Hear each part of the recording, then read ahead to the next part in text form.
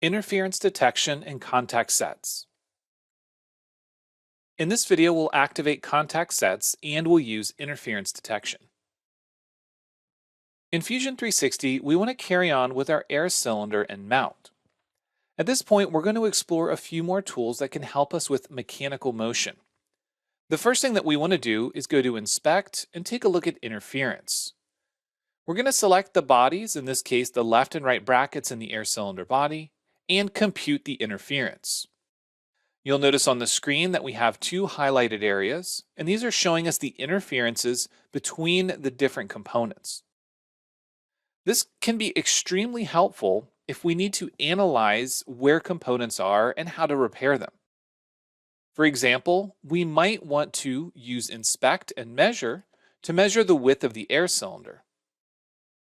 We can see that the air cylinder is 0.86 inches wide, but if we measure the distance between the brackets, it's only at 0.75 wide.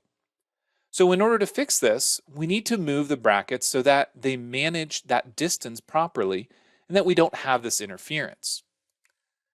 The first thing that we're going to do is we're going to hide the pin and focus our attention solely on the brackets. We also want to do this before the joint origin was created. So I'm going to move back before the joint origin in the timeline, and I'm going to select Move.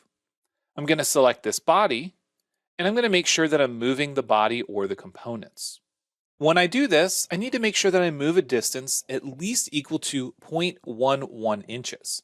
So I'm going to set this at minus 0.125 inches, which should give us plenty of room for the air cylinder to fit between the bracket.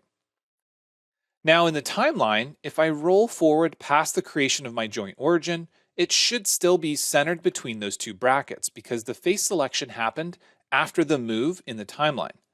Then if we apply the joint, because it's based on that joint origin, you should see that it's now centered between the bracket.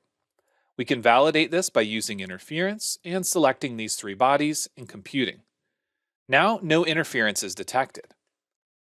Now that we've handled the interference, let's view this from the front and begin to rotate the air cylinder, and note that it's free to move through those solid brackets.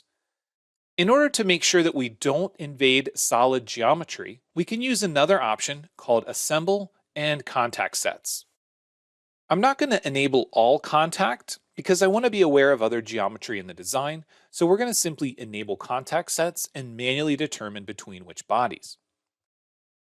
I'm going to take a look at my contact sets in the browser, and I'm going to right-click and create a new contact set between the air cylinder and this left bracket.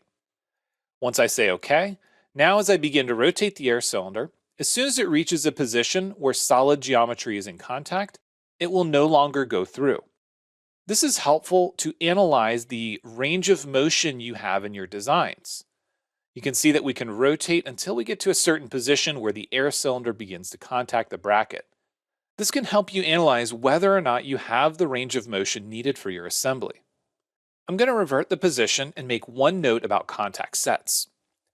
While contact sets are great for analyzing the geometry between solid objects and whether or not they're interfering, it is important that we don't overuse it.